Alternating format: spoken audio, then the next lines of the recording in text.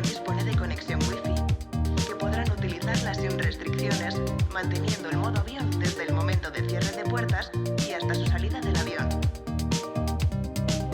Bienvenidos a un nuevo episodio de Beta Podcast. Hoy vamos a hablar de una gran noticia para el ecosistema. Hace mucho no teníamos una gran noticia, y es la adquisición de Pismo. Fede, ¿qué tienes que decirnos al respecto? Es una noticia genial. Es exactamente lo que necesitaba hoy el ecosistema latinoamericano.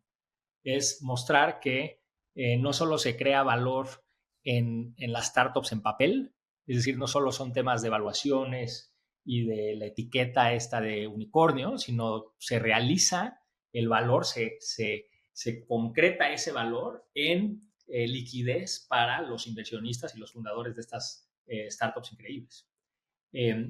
Esta startup, Pismo, se trata de una startup de infraestructura en el sector fintech, que es una de las verticales de fintech que más interés ha generado recientemente por el potencial de construir los rieles por los cuales se mueve el dinero en la región.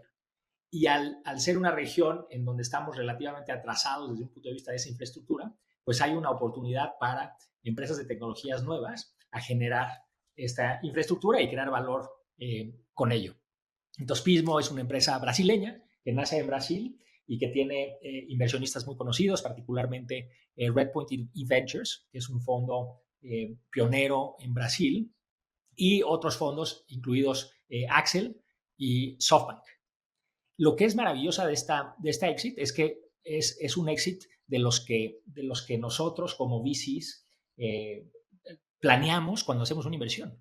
Es decir, es un exit de más de $1,000 millones, en este caso $1,000 millones, a un estratégico internacional, en este caso Visa, y que otra vez da un resultado probablemente extraordinario a los primeros inversionistas y resultados muy satisfactorios a los inversionistas que apostaron un poquito más tarde, como es el caso de SoftBank y es el caso de Axel.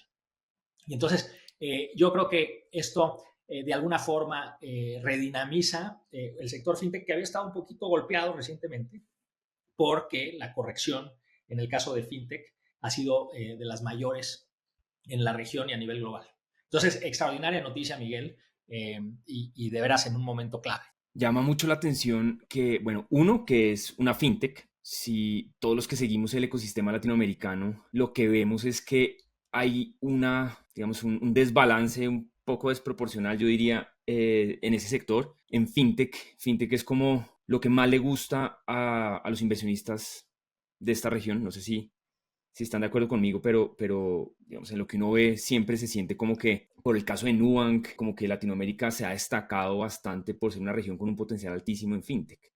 Y parece natural, ¿no, Miguel? Al final es un espacio en donde hay muchos problemas. Hay una falta de acceso crónico a distintos servicios financieros, tanto para empresas como para consumidores. Hay históricamente las mayores salidas de la industria se han dado por ahí. Entonces, cuando piensas en el IPO de dLocal, cuando piensas desde luego en el IPO de Nubank, cuando piensas incluso en el gran éxito de Mercado Libre reciente, se ha dado porque complementó su oferta de e-commerce con una oferta fintech vía Mercado Pago muy exitosa. Entonces, parece natural que los inversionistas extranjeros tengan apetito por exponer capital en ese espacio. Muchos problemas, mucho talento solucionándolos y muchas opciones de salida. IPOs, estratégicos locales, estratégicos internacionales, bancos que por definición pues, tienen los recursos para hacer adquisiciones fuertes. Entonces, es muy buena noticia para la región y muy buena noticia también para los fondos que identificaron temprano esta oportunidad, ¿no? Déjenme contarles un poco el caso de Redpoint Ventures, que es este fondo pionero en Brasil que resulta de un joint venture que hace un fondo americano con un fondo local, y invierten temprano, hacen follow-ons y a la salida tienen más de 20% de la empresa. Y entonces, es decir, se quedaron con $200 millones de esos 1,000. Más de $200 millones. Y eso es lo que llamamos en la industria un fund returner, es decir, con una transacción se devuelve el total del fondo o más. ¿Cuánto habrá invertido este inversionista? Piensa que invirtió entre 10 y $20 millones. y entonces habrá hecho entre 10 y 20x de toda su inversión, pero sobre todo le devuelve a sus inversionistas más de una vez el fondo que levantó, con lo cual es un home run y es el tipo de casos de éxito que estamos buscando. Para los inversionistas un poquito más avanzados, que es el caso de Axel y SoftBank, es un sólido outcome, es un evento de liquidez interesante que probablemente esté más en los rangos de 2x, 3x, para ellos, que sigue siendo muy bueno, sobre todo en este entorno. Y para SoftBank creo que es una muy buena noticia. Después de toda la plata que han invertido, empieza a verse pues frutos después de todas las malas noticias. Sí, digamos que es una pequeña buena noticia. Necesita muchas muy buenas noticias y muy grandes para darle la vuelta, pero definitivamente no es malo que tengan esta salida. ¿Sabes qué me llamó mucho la atención? Esta semana vi una entrevista del que era el CEO del Vision Fund 1. Creo que sigue siendo el CEO del Vision Fund 1, esta persona que es de la India. Él dice que hay dos cosas como súper interesantes en este momento. Una, que el Vision Fund 1, la mejor región o la que mayor retornos ha generado es India, lo cual es interesante. Y lo segundo es que dice que ese fondo y en general SoftBank todavía tienen plata y no han invertido no porque no la tengan, sino porque no ven compañías donde puedan invertir las cantidades que les gustan invertir, pues que como todos sabemos acá son, digamos, a nivel SoftBank, no Latinoamérica, sino SoftBank general, eran entre 100 millones y $1 billón. Y eso llama mucho la atención. Se siente como que, a pesar de todo, pues parece que les gustaría seguir activos, pero no encuentran oportunidades. Y creo que eso es una buena introducción a un tema siguiente, y es qué está pasando en el ecosistema actual. No solo global, sino en Latinoamérica.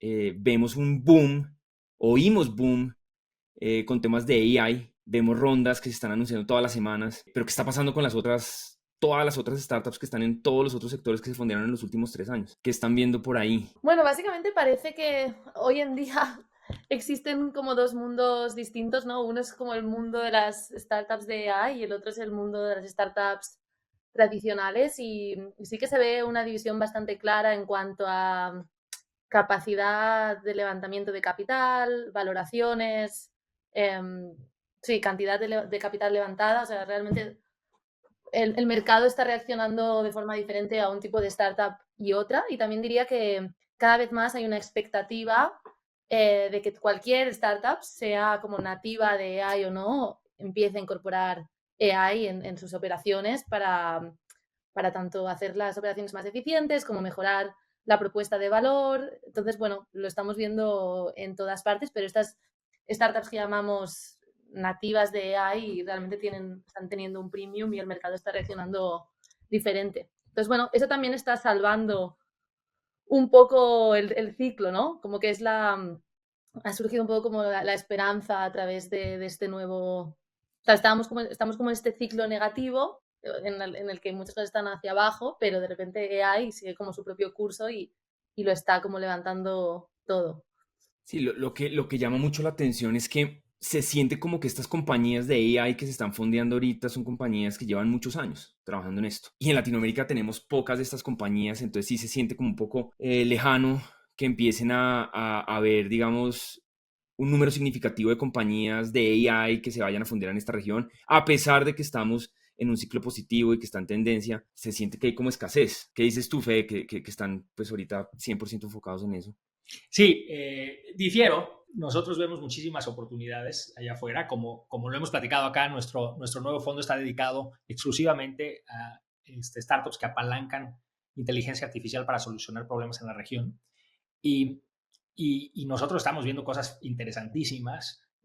Nuestra primera inversión en el fondo 4, Sensai, es una empresa que está haciendo el deployment de herramientas de AI poderosísimas para corporativos. Y vemos muchísimos equipos haciendo cosas fascinantes.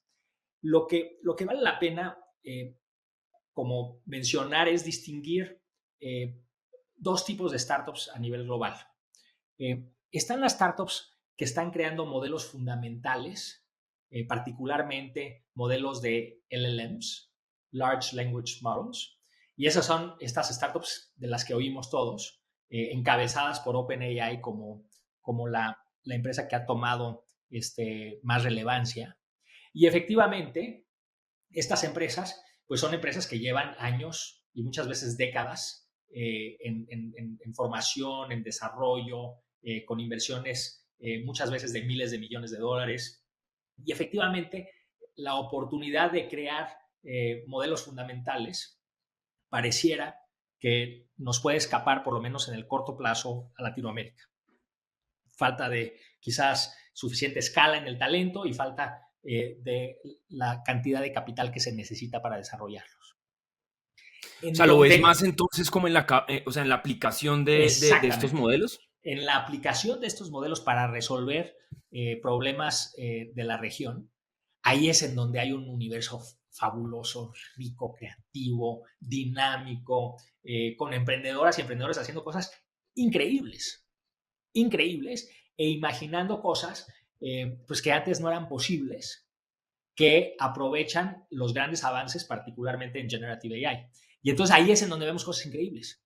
Y somos una región que tiene esta mezcla muy buena para poder crear innovación emprendedora, que es, tenemos bastante buena infraestructura, o sea, somos economías relativamente avanzadas, independientemente de lo que piense The Economist. Tenemos unos buenos sistemas educativos, buena infraestructura de servicios financieros, buena infraestructura en general.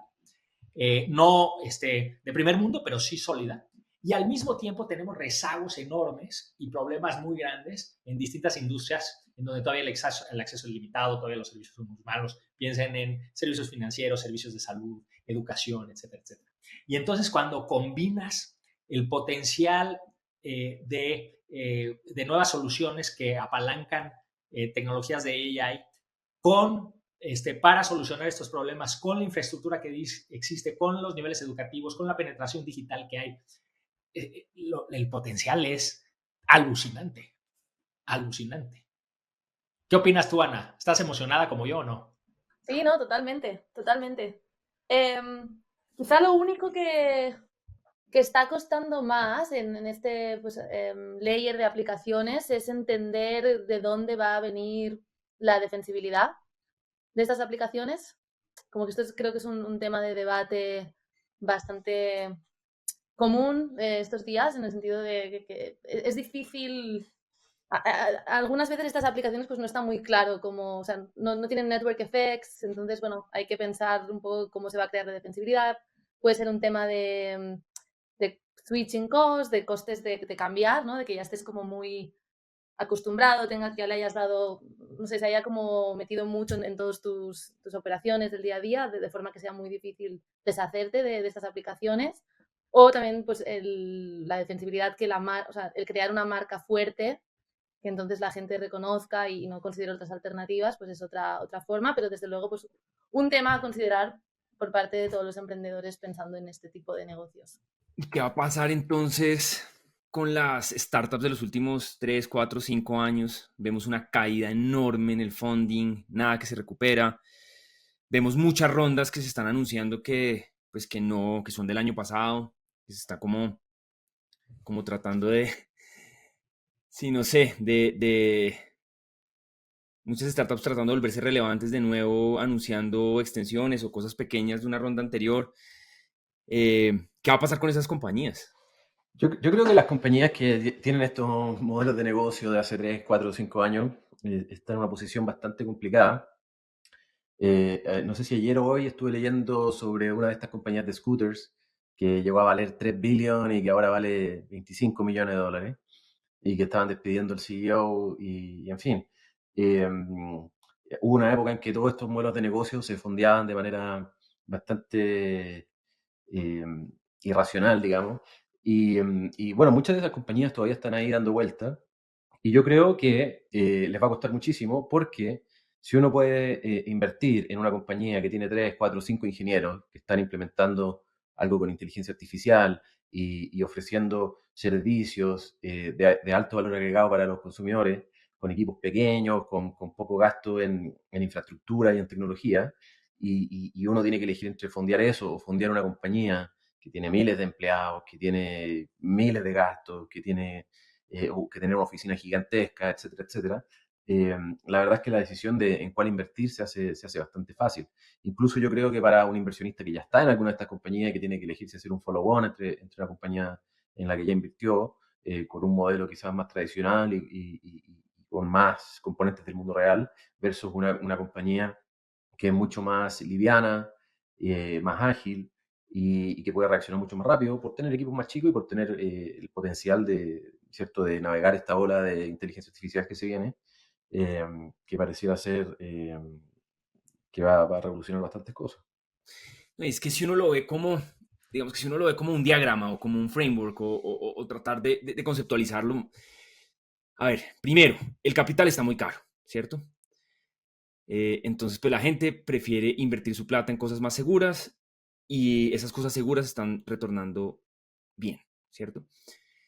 Eso es un tema. Luego tenemos otro tema que es, digamos que el inicio de un nuevo ciclo de hype, que es AI, donde, pues digamos que muchas de esas compañías, pues no se pueden montar, no es interesante para el inversionista que se monten de pronto ni siquiera. Entonces, digamos que los dejó esa ola. Pues no a todos, habrá algunos que de pronto se podrán montar, pero la tendencia está en otro lado y las tendencias anteriores están muriendo rápidamente. Pero ahora, ¿por qué están muriendo rápidamente las tendencias anteriores? Y hay una gráfica que voy a poner aquí que me gusta y es la siguiente, y es en el momento en el que el capital se puso muy caro, aquí vemos, digamos, una gráfica que empieza en enero del 2022 hasta marzo del 2023, entonces muestra algunas compañías públicas. Y lo que se ve es que las compañías públicas lo que decidieron hacer es dejar de crecer a toda velocidad. Entonces digamos que estaban creciendo más o menos al 23% estas compañías y su rentabilidad era algo así como del 2%, ¿cierto? Y lo que vemos es un cambio de tendencia donde ahora no solo estas compañías públicas, sino esto también se transfiere a las compañías privadas, están totalmente enfocadas en demostrar a sus inversionistas que pueden ser profitable, ¿no? Que pueden dar plata. Entonces, si se fijan en este cuadro, vemos como desde más o menos finales de 2022 se hace un cambio de tendencia y ahora vemos mucho menor crecimiento, o sea, crecimientos pasamos del 23% más o menos al 17%, pero la rentabilidad sube de 2% como a 6%. Entonces, ¿qué pasa? Tenemos capital caro, inversionistas y compañías públicas volviéndose mucho más profitable o digamos que enfocados totalmente en profitability.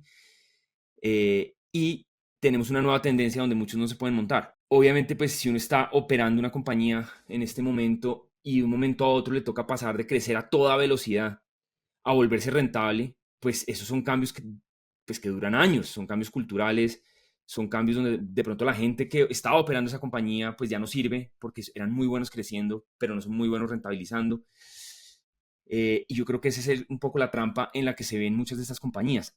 Ahora, con un tema adicional, y es que el otro día también veíamos una gráfica en Twitter que estaba bien buena, que decía que tocaba tener mucho cuidado con entrar en un loop negativo donde si yo soy una startup que no crezco, pero además no soy rentable, pues nunca va a poder levantar capital, ¿no? Entonces, el tema no es simplemente dejar de invertir en crecimiento, sino es tener algo, o sea, poder llegar a algo, o a profitability creciendo, o seguir creciendo, digamos que reduciendo el burn rápidamente hasta llegar a pasar como este ciclo negativo y esperar que haya plata, digamos, en un tiempo, ojalá mediano plazo, pero el que no esté jugando ese juego y el que no lo haga bien, lo cual va a ser para muchos imposible, pues están en una trampa tremenda. Déjame tratar de dar una visión un poco diferente. Si estuviéramos en octubre de 2022, me parece que ese diagnóstico es correcto. Hoy me parece que la tecnología ha cambiado tanto, ha transformado tanto el potencial de distintas ideas, el potencial de distintos modelos de negocio, los ha transformado de tal forma que se tiene que replantear la forma en la que analizábamos antes las cosas. Déjame, con el riesgo de sobresimplificar y de dejar fuera algunas startups, déjame dividir las startups en tres. Hay un grupo de startups, las que ya existen, que fueron fundadas en 2020, 2021. Yo veo tres grupos de startups. Hay un grupo de startups que son las que mencionaba Daniel, que ejemplificadas por el tema de scooters claramente, en donde simplemente no hay un modelo de negocio viable para rentabilizar la solución grande o chica que aportaban al mercado. Y entonces no hay forma casi física de que esos modelos sean rentables, sustentables, y no hace sentido que existan.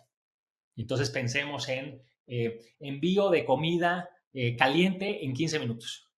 Eso físicamente no hace sentido, no hay forma, y esos negocios están destinados a desaparecer. Y está bien, se destruyó valor, pero se intentó y no se pudo, y esos negocios son inviables. Sobre todo en un entorno con tasas de interés del 5% versus un entorno con dinero gratis. Entonces ahí hay un grupo, y esos, muchos de la gente que nos escucha los tiene muy bien identificados porque hemos hablado de ellos en distintas ocasiones.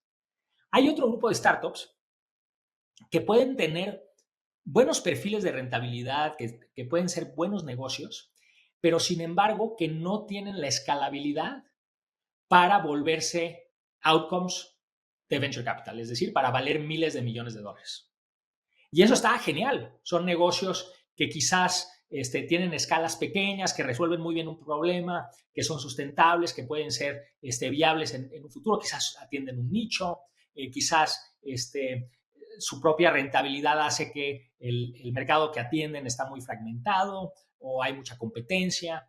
Y esas hay startups así en el mercado que funcionan muy bien, pero simplemente no van a valer miles de millones de dólares, y está muy bien y genial, y esas hay que rescatarlas porque crean valor en el mundo y son valiosas. Después hay otro grupo, y este es en donde yo creo que tanto Ana y yo estamos como más emocionados, les prestamos más atención, de startups que resuelven un problema muy importante, muy grande, startups que presentan dinámicas o de network effects, o que tienen perfiles de rentabilidad muy buenos, porque son muy tecnológicas, es mucho software, son muchos bits, no hay átomos. Ese tipo de startups tienen la enorme oportunidad de apalancar sus ventajas competitivas para subirse a la revolución de AI. ¿Qué pueden apalancar esas startups? Lo decía hace un momento Ana. Esas startups muchas veces ya tienen marcas posicionadas en el mercado. Esas startups ya tienen canales de distribución por los cuales distribuir propuestas de valor que son ahora mucho más potentes con AI. Esas startups han estado trabajando en un problema y entendiendo un problema muchos años, y entonces pueden aplicar AI mucho mejor que cualquier otra startup. Y finalmente, esas startups tienen algo que es oro y que representa un modo actualmente, que es la data. Y entonces hoy hay startups que fueron fundadas en 2018, 19, 20, 21, que tienen una enorme ventaja y simplemente tienen que ser muy juiciosos, muy inteligentes y tener el apoyo de sus inversionistas y quizás de aliados estratégicos para apalancar la nueva revolución tecnológica y así escalar al potencial que tuvieron desde un inicio. Entonces yo creo que las emprendedoras y emprendedores que nos escuchan, muchos de ellos tienen oro molido en las manos. Simplemente es un tema de ejecución, de moverse rápido y de entender lo que está pasando en el mundo de la tecnología. Ahora, digamos que cuando uno mira si hay plata o no hay plata, digamos que hemos visto un par de tendencias. Una, fondos latinoamericanos levantando capital. Entonces, digamos que en Latinoamérica yo diría que hay una muy buena cantidad de fondos, de recursos disponibles para invertir.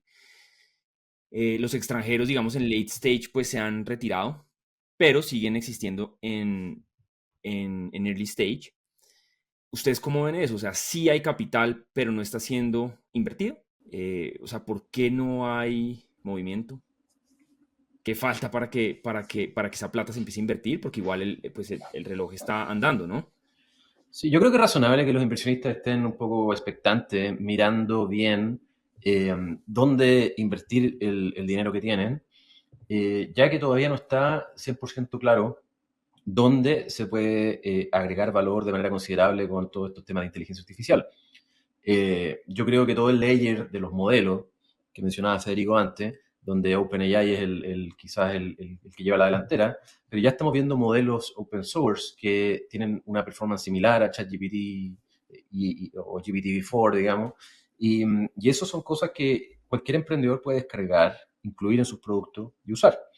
Y el layer de los modelos yo creo que se va a volver un commodity donde se van a ver ciertas diferencias entre empresas, como decía Federico antes, ¿cierto? Hay este oro molido que pueden tener las startups que pueden, ¿cierto? Entrenar, bajar un modelo preentrenado y entrenarlo nuevamente con sus propios datos para soluciones específicas. Eso puede ser una manera, ¿cierto?, en la que se puede agregar valor o generar dinero o una ventaja competitiva, etcétera. Seguramente van a haber otras empresas con otros modelos donde la inteligencia artificial simplemente va a ser una manera de entregar una mejor interfaz de usuario o una mejor, no sé, calidad de servicio, pero no necesariamente va a generar un salto cuántico en profitability o en revenue o en nada por el estilo.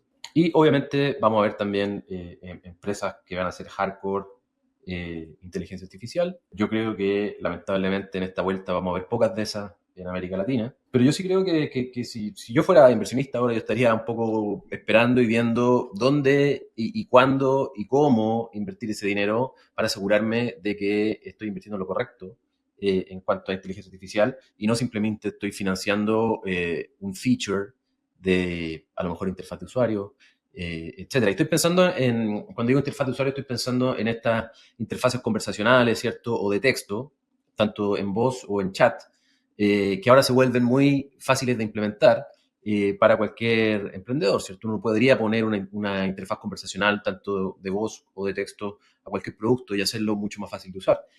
A lo mejor llegando a un mercado más grande, ¿cierto? Pero efectivamente eso es simplemente algo más cómodo para el usuario, es algo que a lo mejor parece más cómodo, pero no lo es, o es algo que puede ser revolucionario. Eso yo creo que todavía no se sabe y creo que va a depender de cada caso de uso, va a depender de cada compañía, de cada producto, etcétera. ¿Tú qué estás viendo, Ana, allá? O sea, ¿cómo comparas lo que estás viendo en Silicon Valley o Europa con lo que estás viendo en Latinoamérica, en aplicaciones de AI, como mencionaba?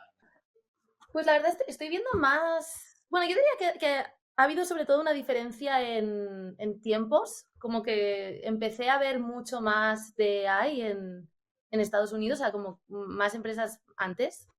Y los últimos meses ha sido cuando he empezado a ver más empresas, sobre todo, estamos hablando de empresas de early stage en Latinoamérica. Desde luego, en Latinoamérica solo veo empresas que son aplicaciones, como mencionábamos aquí, y en Estados Unidos pues hay algo de mezcla, aunque las que son como más fundacionales pues normalmente son pues casos muy, o sea, son oportunidades muy caras que necesitan muchísima inversión, sobre todo también por la cantidad de... Bueno, al final los unit economics, creo, de estos modelos de negocio también es algo interesante y algo que veo siempre... Es una pregunta que siempre hacemos, ¿no? Ahora mismo, pues, si estás, por ejemplo, he visto muchas que son, pues, un asistente que te reserva vuelos, ¿no?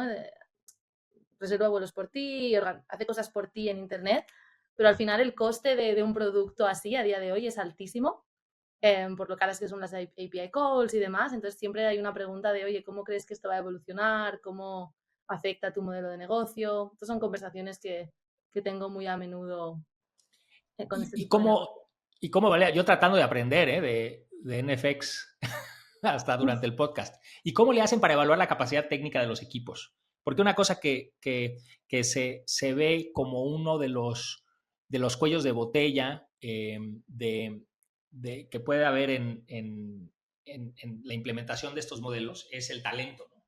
El talento técnico al cual que tenemos acceso. ¿Tú sientes, o sea, cómo lo evalúan y sientes que el talento técnico en Latinoamérica está atrás? Como lo pensamos, y quizá Dani aquí también tiene, o sea, estaría interesada en saber cómo lo piensas tú también, pero cuando se trata de startups trabajando más en estas aplicaciones, no consideramos que el talento técnico tenga que ser tan elevado como cuando estás usando pues, otros modelos, ¿no? Simplemente lo estás aplicando, no le ponemos tanto énfasis ahí. Cuando realmente importa es cuando estás creando más los fundamentos y los modelos mismos, ¿no? Entonces, bueno, la forma que tenemos de analizar estos equipos, tenemos colaboradores externos que cuando se trata de cosas muy técnicas, pues les pedimos opinión y se juntan con pues, los co-founders técnicos de esa compañía. Pero en general, algo que siempre decimos es, oye, al final nos importa más, cuando se trata de aplicaciones en sí, es más lo rápido que sea el equipo y casi nos importa más qué buenos sean en marketing y en vender lo que están haciendo que en la parte técnica, porque creemos que no es tan complicado el usar modelos que ya existen y simplemente ajustarlos. Pero tengo curiosidad para la gente técnica en este podcast. Sí, yo lo veo de manera muy similar. Yo lo veo de manera similar. Creo que implementar estos modelos, por ejemplo, de inteligencia artificial generativa o, qué sé yo, que se pueden conectar con una interfaz conversacional que transforma ese texto en audio y que después pueden escuchar tu voz y traspasarlo de nuevo a texto y de nuevo meterlo a ese modelo. Ese tipo de cosas cada vez se hacen más fáciles. Y, y en fin, no me parece que haya una gran complejidad ahí. Sí creo que dependiendo del producto y dependiendo de la industria, eso puede ser algo realmente revolucionario o puede ser algo que parece más cómodo, pero que quizás es menos cómodo, como dije antes. El ejemplo de buscar un vuelo es un buen ejemplo.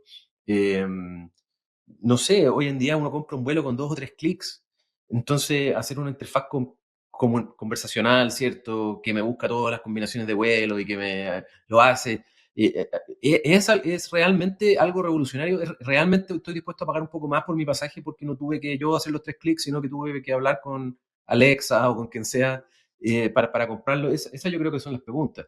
Yo creo que en ciertas rubros puede ser muy, muy revolucionario. Se me ocurre, por ejemplo, el rubro de la educación, donde yo podría hacer preguntas a un chatbot que me responde de acuerdo a lo que el chatbot entiende que yo ya sé versus lo que entiende que todavía no sé y que de acuerdo a eso me puede ir dando un feedback customizado para mí, por ejemplo. Eso me parece que podría ser mucho más interesante. Y seguramente hay rubros donde todo esto no va a ser un gran valor agregado. Hay otros rubros donde sí lo va a ser.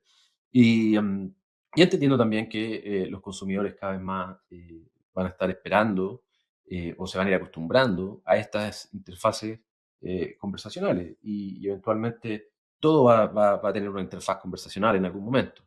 Y dependiendo del lugar donde uno esté y dependiendo de si tengo una pantalla al frente o no, o si tengo un teclado al frente o no, o a lo mejor voy a querer usar una interfaz u otra. Eh, pero ¿va a ser eso revolucionario? No sé. En fin, yo creo que esa es una de las razones también por las cuales uno debería estar más o menos expectante, mirando, analizando y no invirtiendo todo el dinero que tiene hoy mismo, ¿cierto? Y solo por añadir, por eso también cuando se trata de empresas en este layer de aplicaciones, casi nos importa más, o sea, damos un poco por sentado de que los modelos son una commodity e incluso el usarlos también lo es. Y entonces lo que pasa a importarnos más es estas personas cuánto conocen ese sector o ese problema que pretenden usar AI para hacerlo mejor, ¿no? Un poco en línea con lo que dice Dani. Es gente que ha estado en esta industria desde hace tiempo, conocen el problema a fondo y luego qué rápidos son, porque si partimos que todo es una commodity, al final el equipo que va a ganar es el que ejecute mejor y se posicione antes como la marca de referencia o que acceda a esos switching costs que hablábamos. Un ejemplo, por ejemplo, muy claro es el de Jasper, que es esta empresa que hace, bueno, que te ayuda a hacer como el copy de marketing y demás. Al final han salido miles después y veremos cómo le va, ¿no? Y qué deciden hacer los consumidores de ese producto, pero de momento pues Jasper tiene como la marca más reconocida y probablemente cuando alguien quiere probar usar AI para marketing, pues primero piensa en Jasper y es la primera web a la que va. Pero bueno, ahí pues este first mover advantage de empezar a ser los primeros a poner su nombre fuera fue muy importante. Claro, y también, por ejemplo, otro ejemplo de estos similares es estas extensiones de Chrome o plugins para Gmail que te ayudan a escribir tu mail, ¿cierto? Que uno le da 3 bullet points y te escriben el mail. Eso se puede hacer con ChatGPT. Hay cientos de add-ons para Chrome o extensiones se llaman, para Chrome que te permiten hacer eso. Y el mismo Gmail ya lo trae. Entonces, cuando Gmail ya saca ese feature, ¿qué pasa con todas las extensiones? ¿Y qué pasa con toda esa gente que está trabajando en ese caso de uso? Entonces, al final también en qué lugar del stack uno está, también influye. En fin, yo creo que sí vamos a llegar a un punto en que se va a considerar que todo esto, implementación de estos modelos, son un poco commodity y va a depender mucho de cómo se implementó y para qué se implementó y qué tanto eso mejora la experiencia de usuario, lo que va a terminar marcando la diferencia. Yo lo veo como en tres categorías. O sea, una es la categoría tipo de breakthroughs, ¿no? Estas compañías como Nvidia, que llevan, no sé, décadas construyendo chips, por ejemplo, y tienen una ventaja competitiva enorme, y pues replicar esos chips es muy difícil. Luego está, en esa misma categoría tenemos, por ejemplo, a OpenAI, ¿cierto? Que es una compañía que tiene muchos años, que empieza como un equipo de investigación y así hay otros, ¿no? Grupos de investigación en universidades, probando cosas desde los 80s, 90s, montándose una sobre otra, sobre otra, sobre otro estudio para llegar a lo que estamos viendo hoy. Eso se productiza y se vuelve, digamos que el trabajo de NVIDIA, el trabajo de OpenAI y de estos grupos de investigación es hacer estos breakthroughs tecnológicos y generar una interfaz simple para que desarrolladores comunes y corrientes puedan usarlo. Y su modelo de negocio es que estos desarrolladores pues les quede fácil y puedan construir sobre eso, ¿cierto? Entonces esa es la categoría que yo digo que es muy compleja y la mayoría de compañías que salen de ahí pues llevan muchísimos años haciendo esto, hay gente hiper especializada en universidades y se montan estudio sobre estudio para llegar a una conclusión de estas. Luego tienes estas compañías que están como en la capa usando, o sea, en la capa de aplicación, es decir, pues tienen contacto con el usuario y le están ofreciendo una solución y lo que están haciendo es conectándose simplemente con OpenAI. Ahí digamos que, obviamente, la dificultad, pues, a ver, primero es muy fácil hacerlo, técnicamente es muy, muy fácil.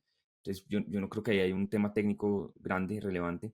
Y eso también hace muy difícil diferenciarse, que es tal cual lo que le pasa a Jasper. O sea, Jasper estaba montado sobre, creo que era GPT-3, antes de que OpenAI sacara ChatGPT, que era esto abierto al público. Pues ellos usaban los APIs de OpenAI y simplemente tenían una muy buena aplicación usando los APIs, pero pues no había nadie más haciendo algo parecido. O pues habían algunos, pero no era, digamos, la misma compañía que creó el modelo, actualizando el modelo, compitiendo directamente con ellos, que es un poco lo que le pasa a Jasper. Esa es una categoría que yo creo que es compleja. O sea, acá yo creo que eso es tal cual lo que hemos hablado antes, que toca verlo como Maps, como Google Maps. Uno no construye una compañía entera sobre Google Maps, uno simplemente hace unos features sobre Google Maps, ¿sí? Entonces nos habilita nuevos features. Y luego está una parte que es bien interesante, que es la de usar mucho de lo que se ha construido, no necesariamente los modelos, porque se ha avanzado mucho en modelos, pero por ejemplo de lenguaje natural, pero pues hay muchas otras cosas que uno quisiera hacer tecnológicamente que no tienen nada que ver con lenguaje, donde sí es necesario tener data propia, millones de datos y procesar esos datos. Ahí es donde yo creo que es mucho más interesante y donde vamos a ver muchísimas más cosas, pero en esa tercera categoría sí hay un reto tecnológico más grande. Hay un reto, digamos, en todos hay un reto en costos, ¿no? En el primero, pues hacer el breakthrough, carísimo. En el segundo, pues pagarle a OpenAI y a todos estos LLMs para que me haga cosas, pues es caro. Y en el tercero, pues me toca tener infraestructura, tener los datos y, digamos, la capacidad de procesamiento para, digamos, extraer valor de todo eso.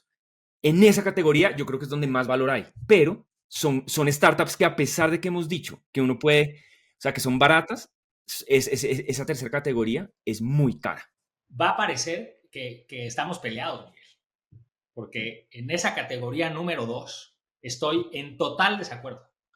En ¿Sí? total No, desacuerdo. hablemos Sí, de eso. me da mucha pena decírselo, pero marica, total desacuerdo. Es increíble. ¿En qué específicamente? En que construir con ChatGPT o similares no genera ninguna diferenciación. No, que es difícil. Yo digo que es difícil. Es difícil.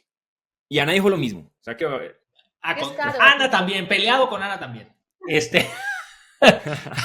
A ver, les platico cuál es mi experiencia. No, pero para aclarar lo que hemos dicho, es simplemente que no todo funciona. O sea, no, eso tienen toda la razón. O sea, así como el software no es la solución a todo, la inteligencia artificial tampoco es la solución a todo. Pero a mí me ha llamado mucho la atención. Nos hemos metido, Jimena y yo, muchísimo en el tema. Hemos hecho muchos tests de productos. Hemos ayudado a muchas de nuestras startups a hacer implementaciones. Y es fascinante ver cómo Si bien en el desarrollo de aplicaciones de software, de aplicaciones digitales, sobre todo B2C, llegó un momento en donde el desarrollo de productos con buenas interfaces se volvió un commodity. Y en general, los productos que nos presentaban a nosotros, sobre todo de emprendedoras y emprendedores experimentados, pues eran productos sólidos, con buena interfaz, que funcionaban, porque digamos que el know-how de desarrollar startups digitales se democratizó. Y eso hizo que era más difícil diferenciarse en la aplicación de estas tecnologías. En el caso de soluciones conversacionales, que es a las que hacía referencia Dani, es impresionante, porque como no hay un know-how allá afuera, como no se ha democratizado porque todo es nuevo, la diferencia entre una ejecución mediocre y una ejecución muy buena es abismal. Abismal. ¿Cuántas veces no nos presentan al ChatGPT alucinando sus rollos en una app porque no los desarrollan bien?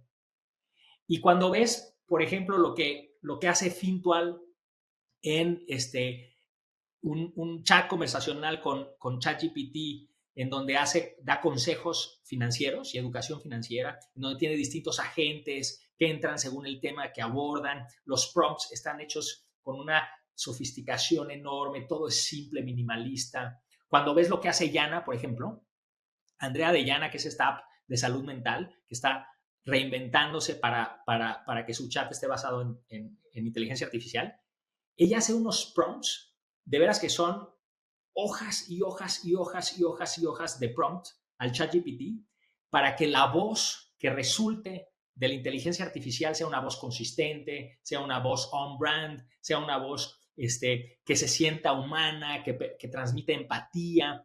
Eso es extremadamente difícil. Y aún más, Miguel, el punto que mencionabas de los costos. Tienes que hacer esto pensando en que no te cueste carísimo cada interacción. Y entonces hay una parte de las conversaciones que atiendes con un árbol de decisión y luego pasas del árbol de decisión a un agente con ChatGPT y luego regresas al árbol de decisión. Entonces hay un craft. O sea, encuéntrame tú, colombiano, la palabra correcta en español, está como cuestión como de artesano. Artesanía, de construir. De construir algo valioso con cuidado. Con cuidado, que es una mezcla de cómo se ejecuta la conversación, cómo se hacen los prompts, cómo se utilizan distintos agentes en el desarrollo de una misma conversación. Hay una cosa, por ejemplo, fascinante, es cada vez que tienes una conversación con un usuario, en el caso de Yana, registras el sentimiento que transmitió. Y entonces la diferencia entre una increíble ejecución y una ejecución mediocre es mucho más grande que en el caso de esta era de startups digitales a la que estuvimos acostumbrados en los últimos años. Y entonces yo creo que en ese segundo grupo, Miguel, la sensibilidad producto, el conocimiento del problema, como decía Ana, va a ser una ventaja enorme. Y cuando hace sentido la conversación, cuando agrega realmente valor a la conversación, como en el caso de educación que mencionaba Dani, pues lo que se puede construir es fascinante y la barrera de la entrada no solo es la data, pero también es el know-how. No, totalmente de acuerdo. O sea, yo creo que a lo que yo me refería se dejó convencer. No, es simplemente, si llega una empresa y hace exactamente lo mismo, pues esa magia, pues, a ver, pero ese es el mismo problema de siempre. Es qué tan difícil es copiar una startup. La verdad es que es muy fácil. Entonces, lo que decía Ana es, miren, nos importa mucho ver el tema de marketing y el go-to-market y cómo van a escalar esto, porque es que realmente son muy pocas las compañías que pueden decir, yo hago esto y soy el único. Entonces, digamos que lo que quiero decir es un concern grande, una preocupación grande con el tema de usar APIs, digamos, de OpenAI, es que pues muchos lo pueden hacer. Igual que Google Maps, pues todo el mundo lo usa de una forma diferente y al final la diferenciación se da es en el producto entero, en lo que es capaz de hacer el equipo, en el go-to-market, en aplicar esas tecnologías a algo valioso. Pero qué bonito, ¿no? Porque regresamos a ese momento en donde el know-how, la ejecución, se vuelve importantísimo. A mí me parece increíble. Pues te voy a poner un ejemplo y es OpenAI. En este momento, si se fijan la última entrevista, creo que fue en India, que le hacen a Sam Altman de OpenAI, le dicen en cuánto tiempo los modelos open source van a estar al nivel de OpenAI. Y la respuesta de ellos, o sea, básicamente lo que se están diciendo es lo que usted hace, ya lo hace en open source, ¿cierto? Sí, hay un gap y eso es lo que, digamos, ellos responden. Dicen, siempre habrá un gap. Nosotros siempre estaremos adelantados un tiempo, un tiempito. Pero si tú eres capaz, o más bien, si tú haces un LLM, te demoras años, no sé cuántos se han gastado, $400 millones, y un año después de que lanzas, hay una versión parecida, open source, pues decir que hay barreras de entrada en una startup empezando early stage, pues es una locura. Y esto toca un tema que a mí me encanta, que es el tema de la data como moat, ¿no? Que es algo que se habla mucho estos días. Y yo creo que es algo, bueno, se ha de pensar con mucho cuidado, porque la data puede ser un moat, pero también la realidad es que es un moat que a veces tiene como esta como forma asintótica, ¿no? Que hablábamos también en algún episodio, como por ejemplo cuando nos referíamos a los network effects de Uber, porque la realidad es que muchas veces, como este caso que dices de los modelos open source versus OpenAI, a veces es bastante rápido llegar o sea, acumulando data de cero, llegar a un nivel de calidad que quizá para mucha gente ya es suficiente, ¿no? Entonces, seguramente habrá personas que querrán seguir pagando por el premium de OpenAI, pero OpenAI va a perder a muchos clientes que van a decidir usar open source, porque quizá, pues sí, acepto que quizá OpenAI es un poquito mejor, pero esa diferencia de calidad no me vale la pena, ¿no? Y esto es cierto para muchos servicios.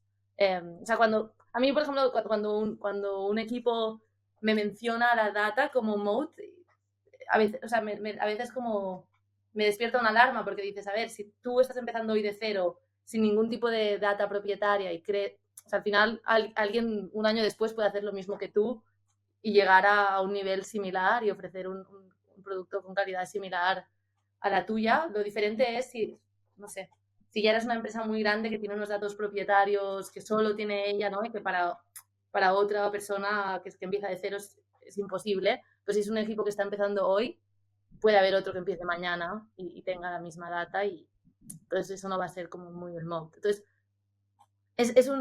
lo de la defensibilidad con la data es algo... A mí este tema me llama mucho la atención porque obviamente todos los que hemos estado, digamos, al tanto de lo que está pasando últimamente con Twitter, Elon Musk está bloqueando el acceso a los tweets, ¿no? Entonces hizo dos cosas. Una, está obligando a la gente que para ver un tweet tiene que estar registrado en Twitter. Y dos, tiene un límite de la cantidad de tweets que cada usuario puede ver. Y la gente lo ha criticado mucho, pero lo que es súper interesante de esto es que lo que está pasando es que toda la gente que tiene esa data, entonces digamos Twitter tiene todos los tweets que se han tuiteado en la historia, pues no quieren que llegue una compañía, ponga un robot, drene toda esa información y luego empiece a monetizar esa información de alguna manera. Entonces, no sé, un OpenAI, pues ya todos sabemos más o menos, creo que tienen todo Internet hasta el 2021 o algo así, noviembre de 2021 o algo así.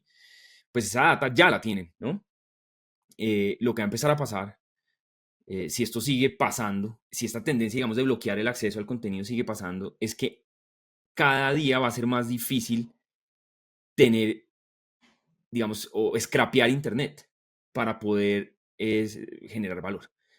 Y ahí yo creo que sí va a pasar que se va a volver mucha más valiosa la data de lo que es hoy en día, porque hoy en día, pues así como OpenAI simplemente puso, bueno, empecemos por Google. Google puso un robot y cogió todo Internet. Luego OpenAI pone un robot y toma todo Internet.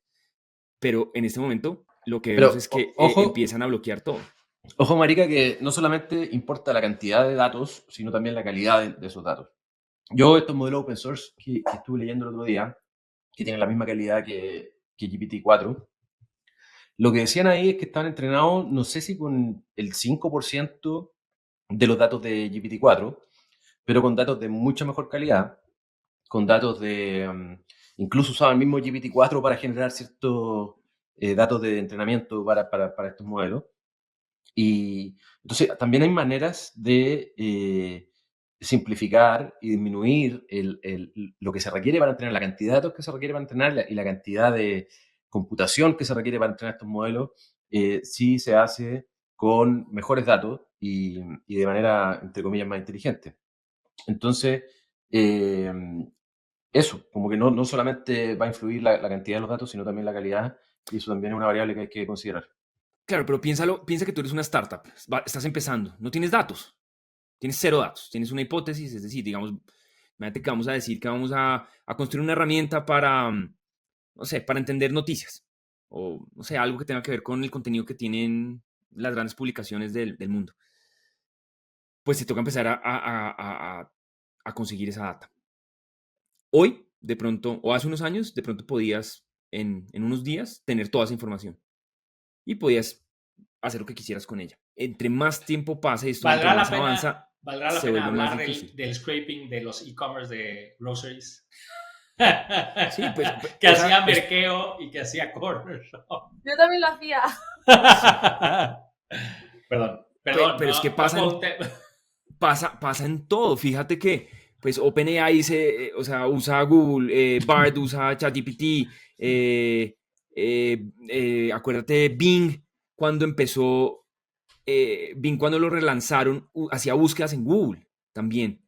O sea, Internet y las startups son al final, pues, utilizan mucho de lo que está disponible para hacer una solución. Claro. Entonces, cuando uno piensa, tengo cero datos, empiezo de ceros, y cada día va a ser más difícil conseguir los datos porque me van a empezar a bloquear a lo Twitter, pues sí generaba bastante, por lo menos uno creería que los datos sí, a medida que son menos accesibles, el dueño de la data, o sea, el incumbente, va a tener algo más valioso. Entonces, pues Twitter igual lo ofrece. Twitter dice, bueno, si quieres crapear Twitter, perfecto, págueme. Sí, lo mismo lo hizo Reddit. ¿Quieren scrapear? A Págueme. mí me gusta Latinoamérica en parte por eso. Desde luego que están los datos públicos que son accesibles para todo el mundo, como en su momento, que eran las fotos de latas de atún que scrapeaban Dani, Miguel y Ana, con su descripción y gramaje. Pero está esa data pública, también hay en Latinoamérica esa data pública. Después está la data propietaria a la que hace referencia Miguel, que efectivamente pues las grandes empresas tienen mucho más de estas, piensen en las telecoms, los bancos, etcétera. Pero también hay startups que tienen ya data propietaria interesante. Y después hay en Latinoamérica, al tener una infraestructura subdesarrollada en comparación con las economías más avanzadas del mundo, ojo, tenemos infraestructura buena, pero con contrastes. Por ejemplo, pensemos en el mercado de bienes raíces. En ciertos países de Latinoamérica, esta información no está contenida en las bases de datos que existen hoy en Estados Unidos. Y entonces, que un equipo emprendedor pueda encontrar la forma de tener acceso a esta data, ordenarla y explotarla y volver esa explotación algo propietario, parece como una oportunidad bien interesante.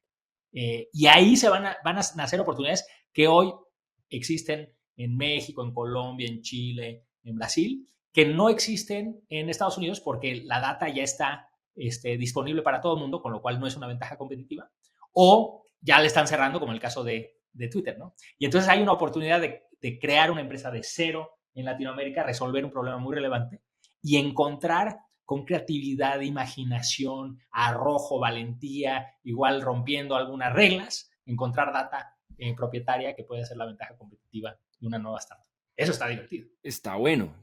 O sea, el resumen sería, ¿hay oportunidad en construir data propietaria? Cosas, no hay la data o no está estructurada, ordenada, voy, la creo, la ordeno y hago algo con ello. 2, uso data que ya está disponible en algún lugar y la transformo, hago un modelo sobre eso o le saco valor de alguna manera.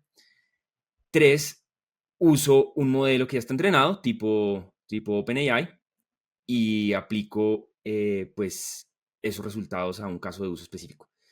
Hay como 3 grandes categorías de startups que se pueden crear en Latinoamérica en esta categoría de AI, ¿no? ¿Agregarían alguna ahí o...? A ver, yo sí creo que hay la oportunidad de ayudar a distintas organizaciones a a tener acceso al potencial de estas tecnologías. Los grandes corporativos, las pymes de la región, que están en un estado de adopción digital, que probablemente los tenga muy lejos de tener acceso al enorme potencial, las enormes eficiencias que pueden dar estas tecnologías. Entonces, ofrecer este tipo de soluciones, yo creo que también es una oportunidad interesante que se tiene que explorar, que no es nada obvia. Y la ventaja es que después de que, dado que el lanzamiento de ChatGPT fue tan masivo, ¿no? Y que todo el mundo se enteró, básicamente, yo lo que he oído por parte de muchos emprendedores es que estas grandes corporaciones están muy abiertas desde hace poco, ¿no? Por todo el mundo, desde que salió ChatGPT, casi todas tienen en sus planes estratégicos hacer algo con AI, que quizá esto era hace un año, pues su atención no estaba puesta ahí y ahora lo está. Entonces esto es una oportunidad muy grande para emprendedores que quieran dedicarse a eso. Sí, lanzamos justamente un estudio que se llama State of AI, que por ahí les ponemos la liga en AllVP, y los datos son impresionantes, ¿no? O sea, por ejemplo, para las grandes empresas de la región, hoy es una prioridad a nivel de directorio, de consejo, temas de AI, implementaciones de AI para 60%, más del 60%. Y la gente que entrevistamos estima que el 90% estima que en un futuro será una prioridad del directorio, del consejo, de estas enormes corporaciones. Eso te habla, es impresionante la apertura que mencionas, Ana. Ahorita compartimos este slide. Y luego, el otro dato que es impresionante, que también está aquí, es hoy, de las startups que entrevistamos, que fueron cientos, 70% usa herramientas de AI todos los días. Es enorme. Y estiman que en un futuro el 100% usará todos los días herramientas de AI. Esto es para desarrollar contenido, esto es para optimizar temas, esto es uso de Copilot para desarrollo de software, esto es toda una adopción que se está dando a una velocidad en nuestra región de forma impresionante.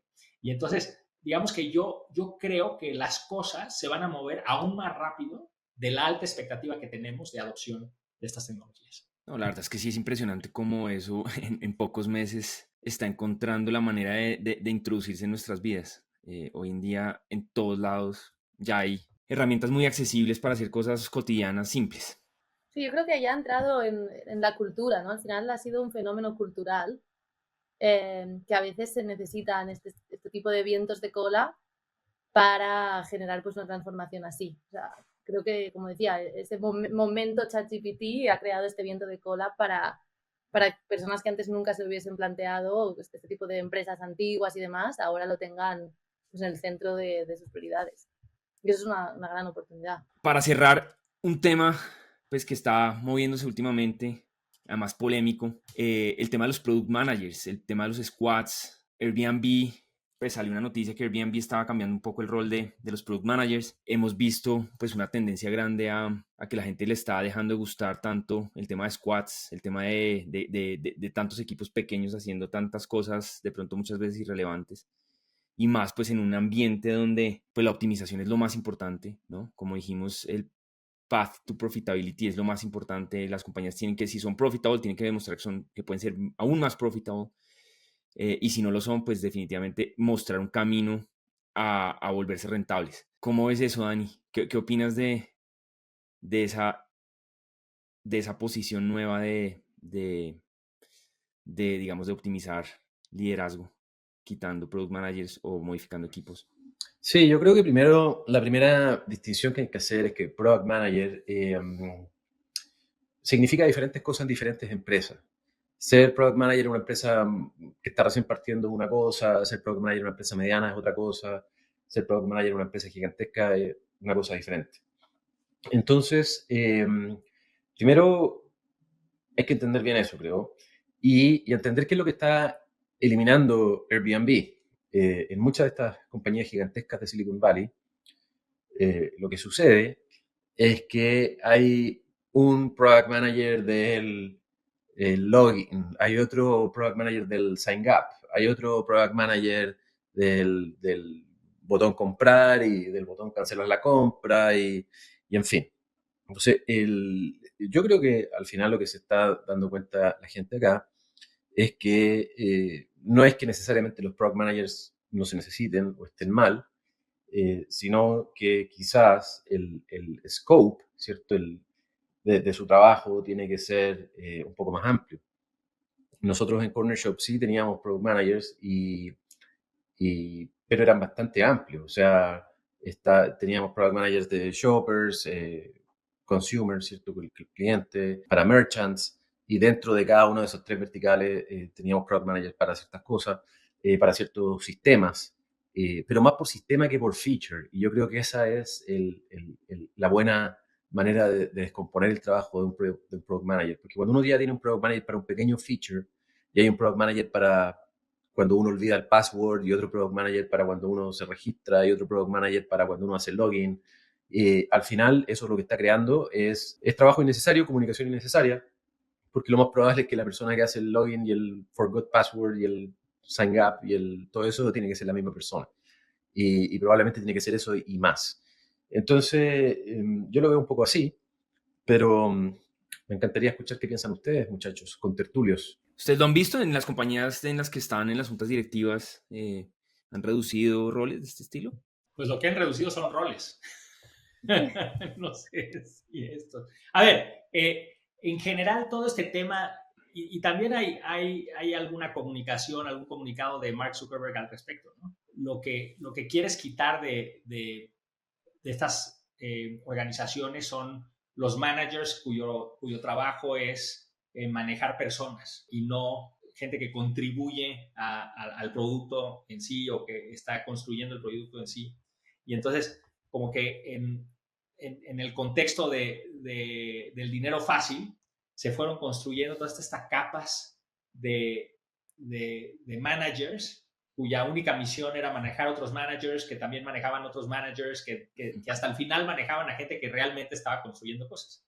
Y el product manager, pues de alguna forma es esta capita que consiste en orquestar a los equipos técnicos, los equipos de diseño, los equipos de marketing, y efectivamente contribuye a este fenómeno de generar capas de managers. Entonces, sin entrar en los tecnicismos, porque no entramos en los tecnicismos en los consejos, desde luego que la simplificación de las organizaciones y hacerlas más eficientes y darle a cada quien la misión de contribuir de forma importante a la organización, pues es algo que estamos viendo, por supuesto. No sé tú qué estás viendo, Ana. Sí, yo creo que también con este tema de los product managers hay dos cosas, dos cosas que están muy relacionadas con el hecho de que quizá pues, se esté reduciendo el número de ellos. La primera es que todas las empresas en general se han movido de estar en una fase completa de expansión, ¿no? Y de nuevos proyectos, lanzamientos de nuevas features y demás, que esto al final requiere pues más manejo bueno, cada proyecto en estas empresas grandes casi es un product manager por cada nuevo proyecto. Hoy en día pues estos proyectos se han cancelado, entonces ya no necesitas a tantas personas. Y lo segundo es que un product manager al final es muy difícil analizar su impacto directo en las ventas. Es como un poco, al final es una persona que está dirigiendo un equipo y sí que se miden muchas cosas, pero no es lo mismo que, por ejemplo, un sales manager o una persona que realmente está vendiendo y puedes ver muy claro el impacto en las ventas de la compañía.